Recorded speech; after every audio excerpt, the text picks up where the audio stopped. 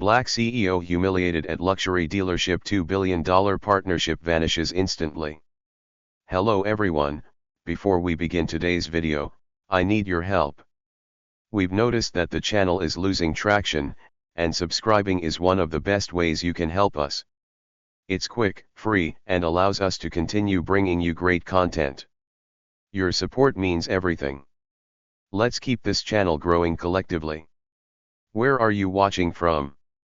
Drop your city or country in the comments below. Thank you very much. Now, let's get back to the story. You really think that card works here? The laughter came fast. Loud.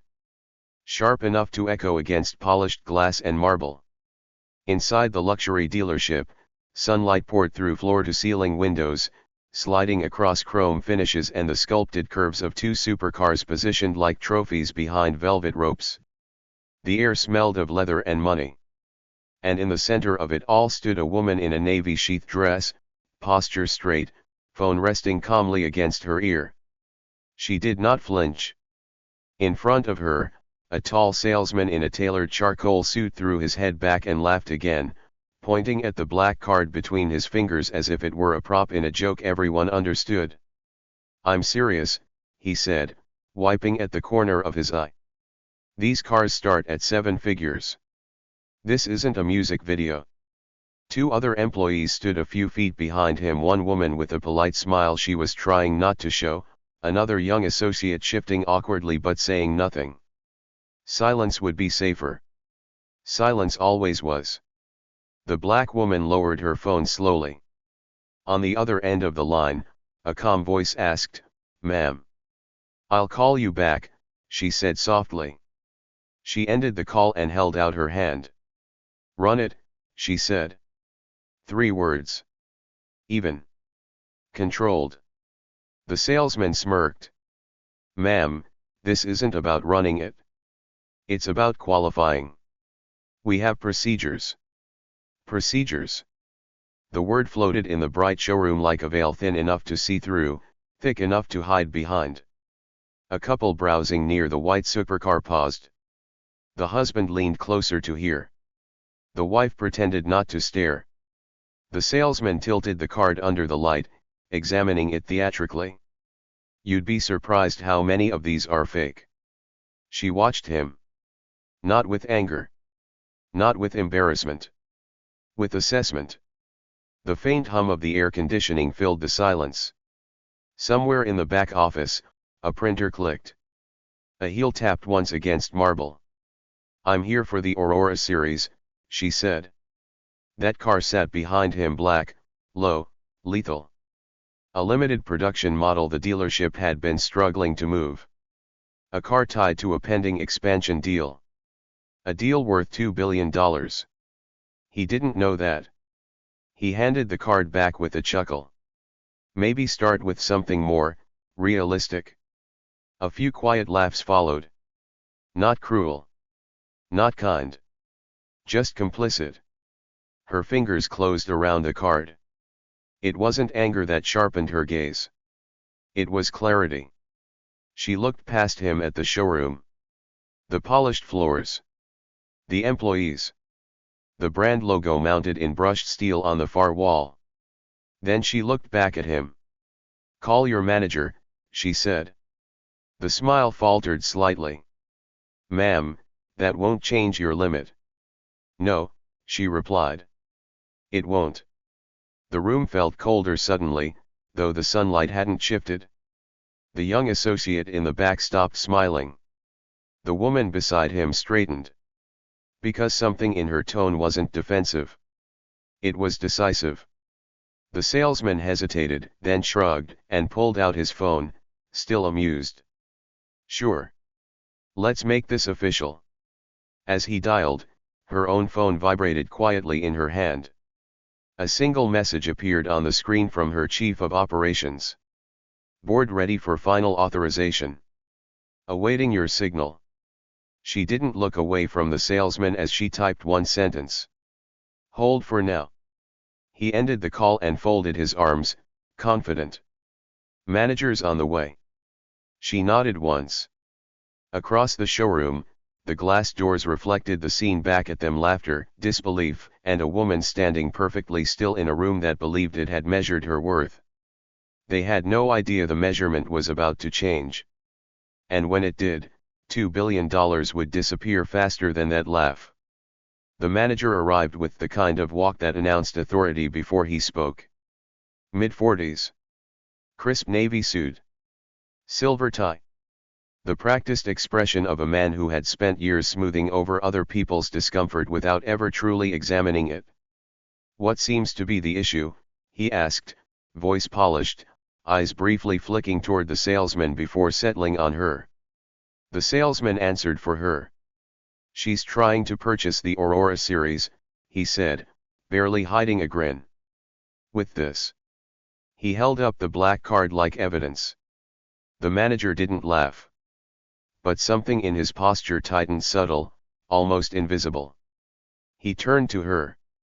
"Ma'am, that vehicle requires pre-approval," he said. "It's part of our policy for limited inventory." Policy again. The word carried weight in this building. It sounded neutral. Responsible. Safe. She met his gaze evenly. "I'm aware of how limited inventory works." He extended his hand. "May I?" She placed the card into his palm. Unlike the salesman, he didn't examine it theatrically. He walked it to the counter, slid it into the system terminal, and waited. The screen blinked. Processing. Behind him, the salesman folded his arms, whispering something to the two employees. A faint smirk returned. The woman near the espresso station tried not to look invested and failed. The terminal beeped. The manager's eyes narrowed at the screen. He tried again. Another beep. This time longer. He removed the card slowly. "It's not declining," he said carefully. "But the system is flagging it." "Flagging," the salesman echoed, seizing the word like a trophy. "Yes," the manager replied. "For verification." The salesman exhaled through his nose. "That's what I said." The manager ignored him and turned back to her. "For purchases of this level," he continued, "we typically require proof of funds or prior relationship history." Proof of funds. The couple near the white supercar shifted closer. "Not obviously. Just enough to hear." She tilted her head slightly. "And the gentleman who bought the V12 last month," she asked. "Did you require proof of funds from him?" The manager hesitated. "That was different." "How?" Silence. The air conditioning hummed again. Somewhere near the glass entrance, a door opened and closed. The scent of leather drifted across polished floors. The salesman stepped forward. "Look," he said, lowering his voice just enough to feel condescending. "This isn't personal. These cars aren't for impulse buyers." Impulse buyers. Her expression didn't change. But the temperature in the room seemed to. "I'm not an impulse buyer," she said. Her phone vibrated again. This time she glanced at it. "CFO, wire authorization window closes in 12 minutes. Confirming acquisition release." The manager cleared his throat. "If you'd like," he said, "we can explore financing options more aligned with your profile." Aligned with your profile. The phrase lingered longer than it should have. She slipped her phone back into her hand, thumb resting lightly against the screen.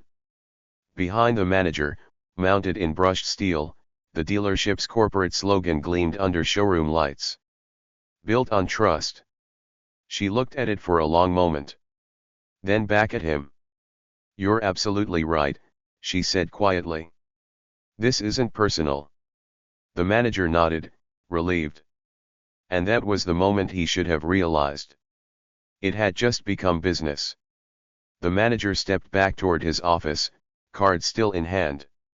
"If you'll excuse me," he said, tone measured, "I need to verify this with corporate." "Corporate?"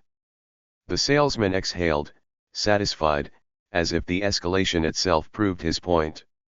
Take your time, he muttered. She didn't respond.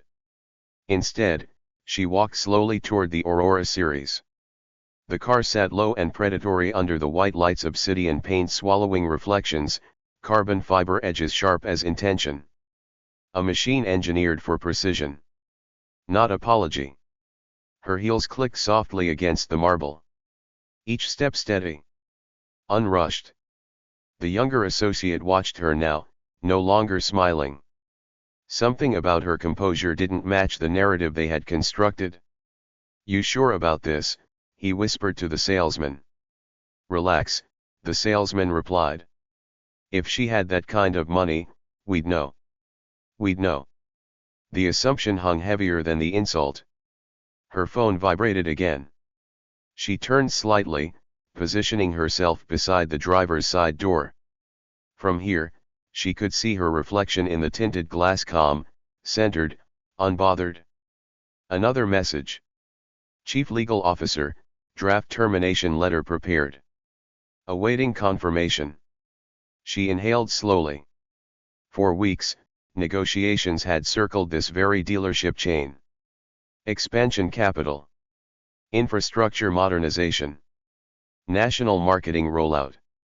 $2 billion positioned to rescue declining quarterly numbers and stabilize investor confidence. She had postponed final authorization twice already. Not because of risk. Because of culture. She had wanted to see it herself. Now she had. Across the showroom, the manager emerged from his glass-walled office. His stride had changed. Less confident. More calculated. He approached with the card between two fingers. Ma'am, he began carefully, our verification team is having difficulty confirming your purchasing profile. My purchasing profile, she repeated softly. Yes. There appears to be limited visible history associated with your name in our client database. The salesman shifted, emboldened again. That's what I was trying to explain, he said. We deal with legacy clients. Legacy. She studied the manager. Would you like my full name? She asked. He hesitated. That would be helpful. She gave it to him. Slowly. Clearly. The name settled into the air like something heavier than sound. The manager's expression flickered almost imperceptibly. He looked at her again. This time not at her dress. Not at her hands. At her face. He started. Her phone chimed once more. CFO, final window. 5 minutes. Release or retract. The salesman frowned. You know her. The manager swallowed. He did. Not personally. But professionally. He had seen the name in acquisition briefs. In internal memos. In confidential projections tied directly to the survival of this dealership network. The expansion deal that would inject liquidity into a struggling brand. The one pending final approval from a single signature. Her signature. She held his gaze. I'm not an impulse buyer, she repeated quietly. Silence swallowed the showroom. The hum of the air conditioning grew louder. Outside, a delivery truck rolled past the glass windows, oblivious to the shift happening inside. The manager's grip tightened slightly around the card. Ma'am, he said carefully, perhaps we should continue this conversation privately. The salesman looked between them, confused. She glanced at her phone. 4 minutes. Her thumb hovered over the screen. Then she looked back at the manager. No, she said evenly. If respect happens publicly, so does consequence. And somewhere, far above this polished showroom floor, a boardroom full of executives waited for a decision that would either secure their future or erase it. High above the showroom floor, 43 stories up in a glass tower overlooking the city skyline, a boardroom waited in silence. 12 executives sat around a walnut table polished to a mirror shine. On the far wall, a digital dashboard displayed one line in bold. Aurora Automotive acquisition $2 billion pending final authorization. They had been negotiating for 11 months. 11 months of due diligence. 11 months of restructuring plans. 11 months of quiet desperation disguised as strategic optimism. Aurora Automotive, the parent company of this very luxury dealership chain, was bleeding cash beneath its chrome exterior. Sales were flat. Inventory aging. Investors impatient. This acquisition wasn't expansion. It was oxygen. At the head of the table, the CFO checked his watch again. She should have signed by now, someone muttered. She's reviewing final culture compliance, another replied. Culture compliance. That had been her phrase from the beginning. Not profitability. Not scalability. Culture. Back in the showroom, she stood beside the Aurora series, phone steady in her hand. The manager's voice had lowered to near reverence. Ms. Carter, if I had known. She stopped him with a slight lift of her fingers. If you had known what? She asked calmly. The salesman's confidence evaporated by the second. Wait, he said, looking between them. Who is she? The manager swallowed. She's the sole investor behind the acquisition. Not a partner. Not a consultant. The investor. The silence that followed felt heavier than any insult that had filled the room earlier. Across the showroom, the couple near the white supercar exchanged glances. The younger associate stepped backward instinctively, as if proximity suddenly mattered. Her phone vibrated again. CFO, board unanimous. Awaiting your release code. She remembered the first time she walked into a bank at 25 with a business plan no one believed in. She remembered being told, "We prefer experienced operators." She remembered the laughter. Different building. Different suits. Same tone.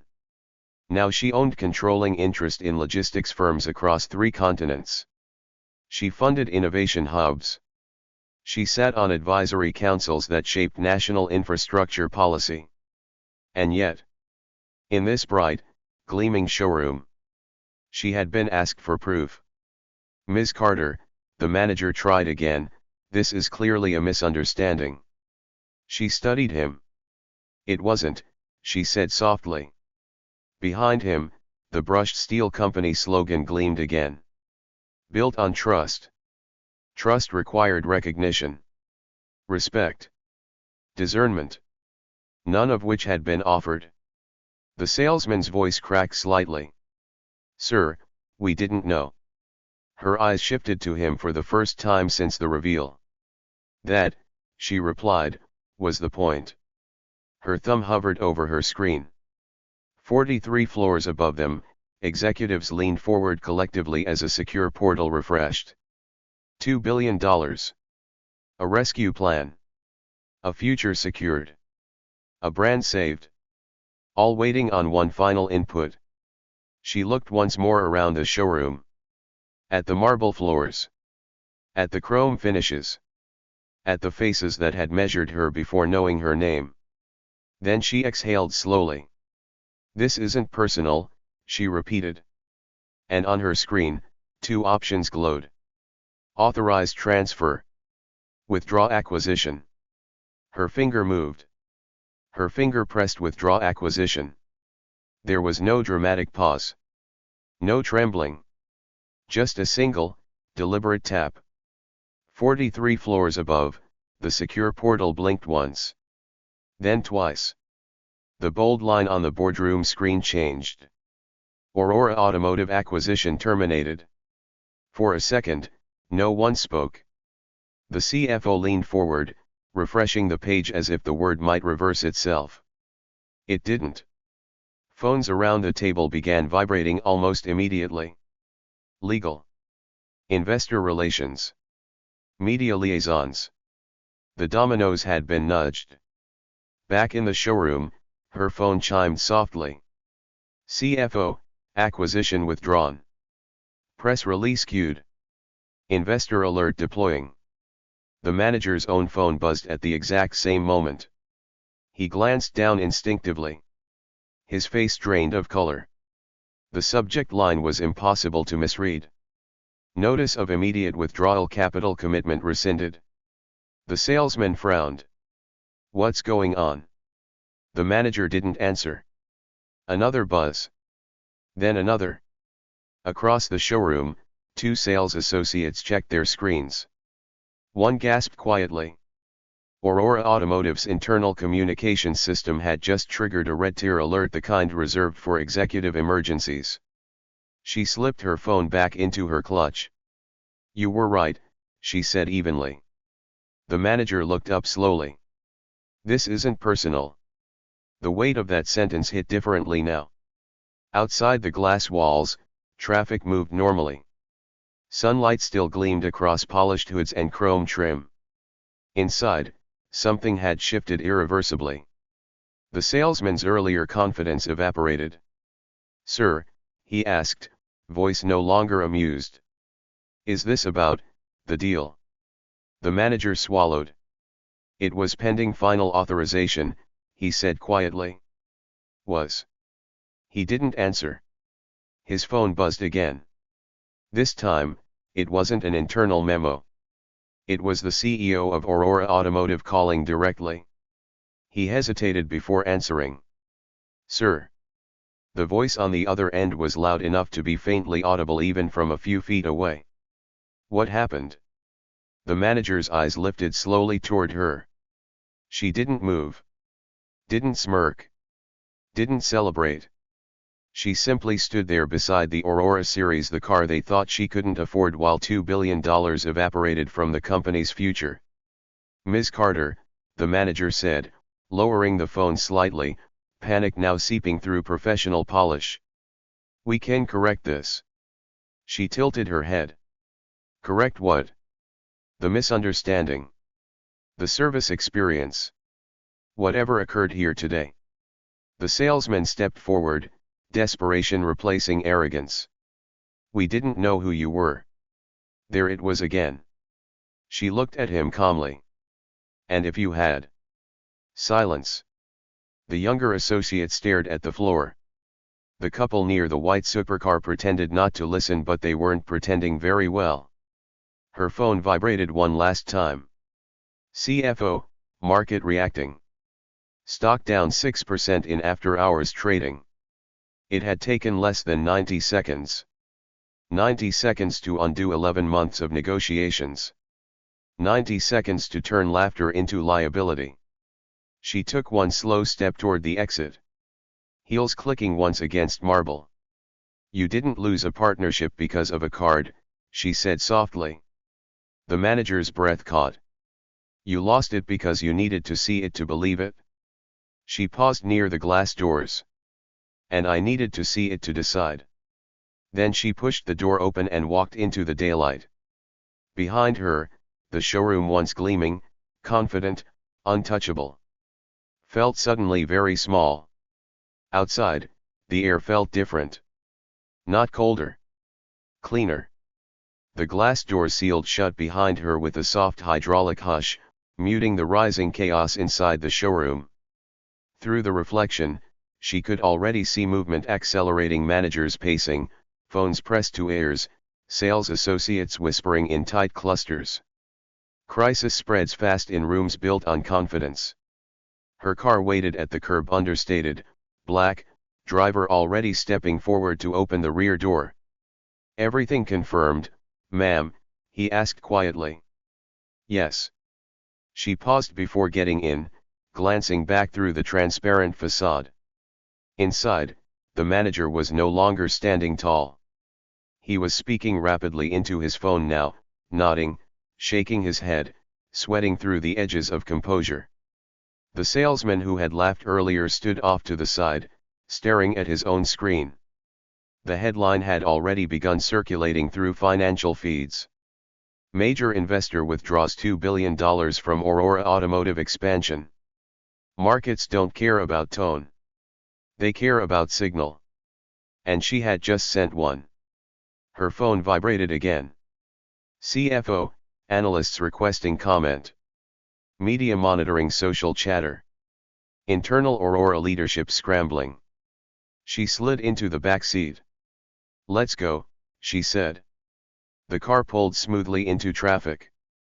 Inside the showroom, the CEO of Aurora Automotive had now joined the call. "What do you mean?" She walked out, the voice barked through the manager's speaker. "She was here in person," the manager replied, voice unsteady. "There was a service misunderstanding." "Fix it." A pause. "Sir, she's already withdrawn authorization." Silence on the other end. Then a low, controlled exhale. "Do you have any idea what you've just cost us?" The manager looked across the showroom at the slogan on the wall, at the sales staff pretending to reorganize papers, at the Aurora series gleaming under lights that suddenly felt accusatory. 6% down in after-hours trading had become 8. Investors move faster than pride. Back in the moving car, she opened her tablet. A new window displayed alternate investment proposals already queued. One in particular stood out. Heritage Mobility Group, minority-owned luxury auto network seeking strategic capital. She tapped it open. 22 locations. Strong service ratings. Underfunded expansion pipeline. She smiled faintly. "Redirect capital," she said into her phone. "Full review on Heritage Mobility. Fast-track due diligence." "Yes, ma'am," her CFO replied. $2 billion doesn't disappear. It relocates. Inside Aurora's headquarters, executives were now in full containment mode. Emergency board session. Damage control statement drafted. Internal audit triggered. But reputational damage rarely waits for formal meetings. By the time the manager finally ended his call, the younger associate approached him carefully. "Sir, are we in trouble?" The manager stared at the showroom floor. "We just lost our acquisition." The associate swallowed. "Because of that?" He didn't answer directly. Instead, he looked toward the glass doors where she had stood just minutes earlier. "No," he said quietly. "We lost it because we didn't recognize value without context." Outside, her car merged onto the highway. The skyline reflected across tinted windows. She wasn't angry. She wasn't triumphant. She was precise. And somewhere in a luxury showroom built on polished surfaces and inherited assumptions, laughter had been replaced by accountability. By the time her car reached the expressway, Aurora Automotive had dropped 12%. Financial anchors were already dissecting the headline. Unexpected withdrawal. Leadership instability. Cultural misalignment cited by investor sources. Markets don't punish accidents. They punish patterns. Inside Aurora headquarters, the emergency board session had devolved into controlled panic. "We were hours from closing," one director snapped. "Why would she pull now?" The CEO didn't answer immediately. Because he already knew. The internal footage from the showroom had begun circulating among senior executives. Someone had pulled the security feed. Someone else had forwarded it. The laughter. The hesitation. The word profile. In a room full of men who prided themselves on risk assessment, the greatest risk had never been the balance sheet. It had been culture. Back at the dealership, corporate compliance had arrived before the afternoon ended. The manager sat across from two regional supervisors, tie loosened now, posture no longer executive. "Walk me through exactly what happened," one of them said. He did. Each word sounded smaller than the one before it. "And you required proof of funds?" "Yes." "From other clients that day?" A pause. "No." The answer lingered. Across the showroom, the salesman had stopped checking his phone. The market dip had become personal. Group chats were exploding. Rumors spreading. Is it true she's redirecting the capital? Is corporate cutting leadership?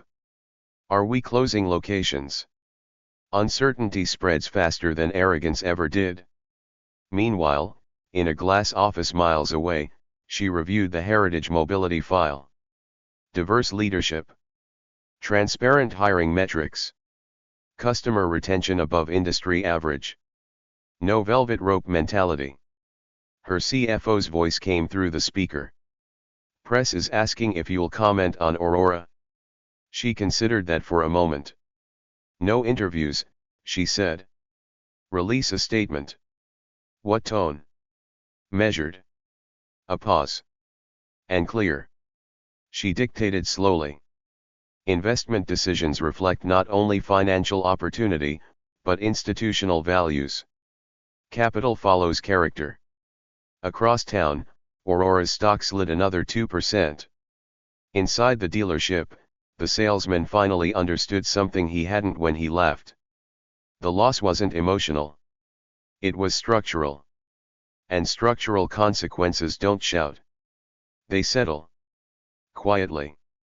Permanently. The next morning, Aurora Automotive CEO requested a private meeting. Not through press channels. Not through lawyers. Directly.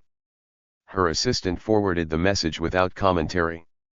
He wants to apologize in person, the assistant said. She didn't respond immediately. Outside her office window, the city moved with its usual indifference. Markets opened. Traffic flowed. Headlines evolved. Inside Aurora headquarters, the emergency board had reached a conclusion. The regional manager had been suspended pending review. The salesman placed on administrative leave. A company-wide cultural sensitivity audit announced before noon. Damage control. But reputation doesn't reset with memos. She agreed to the meeting. Not at their headquarters. At her office. When he arrived, the contrast was intentional. No marble floors. No chrome displays. No velvet ropes. Just clean lines, glass walls, and a quiet efficiency that didn't need to impress. He entered with humility he hadn't carried the day before. "Ms. Carter," he began, extending his hand. She didn't take it. He lowered it slowly. "I want to apologize for what happened in that showroom." She gestured for him to sit. "Which part?" she asked calmly. "The treatment," he replied quickly. "The assumption. The failure of our staff." She studied him. "Your staff executed what your culture permits." The words were not loud. They were precise. He exhaled. "We are prepared to reinstate the full acquisition terms," he said. "With additional concessions." Concessions. Money again. She folded her hands on the table. This was never about pricing leverage. He shifted in his seat. Then what would it take? She leaned back slightly. Recognition that wealth does not look one way. That authority does not require introduction. That dignity is not conditional. Silence settled between them. He nodded slowly. "We failed." "Yes," she replied. Outside her office, her team moved steadily through their day. No panic. No scrambling.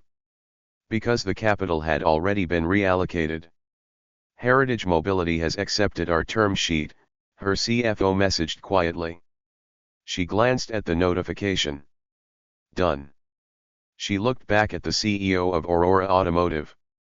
"You didn't lose $2 billion yesterday," she said softly. "You lost trust." He didn't argue. Because this time, he recognized value without needing proof. 2 weeks later, Aurora Automotive announced a leadership transition. The press release used careful language. Strategic restructuring. Cultural realignment. Renewed commitment to inclusive excellence. Markets stabilized slowly but not completely. Investor confidence, once fractured, returns in fragments. The regional manager was formally dismissed. The salesman quietly disappeared from the company directory. The showroom installed new signage near the entrance. Every client. Every time. But policies printed in brushed steel don't erase memory. Across the city, Heritage Mobility Group held a very different press conference. 22 dealership locations stood behind a podium draped in navy and gold. Their founder, a former mechanic who built his network from a single repair garage, stood beside her as cameras flashed. "Today," he said, voice steady, "we announce a strategic capital partnership that will expand opportunity across underserved markets nationwide." She didn't stand at the microphone long. She didn't need to. "The automotive industry builds machines," she said calmly. "But businesses build culture. We choose to invest where both move forward." $2 billion shifted hands. Not as punishment. As alignment. Within months, Heritage Mobility opened 8 new locations. Training programs expanded. Supplier contracts diversified. Customer satisfaction metrics climbed. Capital follows structure. Structure follows values. Back at the original luxury dealership, the Aurora series still sat under showroom lights. Polished. Untouched. A different customer eventually purchased it. Full price. No questions asked. But the staff there no longer laughed so quickly. They verified with discretion. They listened more carefully. And sometimes when a client walked in quietly dressed, carrying nothing but confidence, someone would remember that day. Not the stock drop. Not the headlines. But the moment laughter turned into liability. In her office, she reviewed quarterly reports as sunlight filtered across glass walls. The acquisition loss had never been emotional. It had been instructive. They had measured her by a card. She had measured them by character. And when the numbers were final, only one metric truly mattered.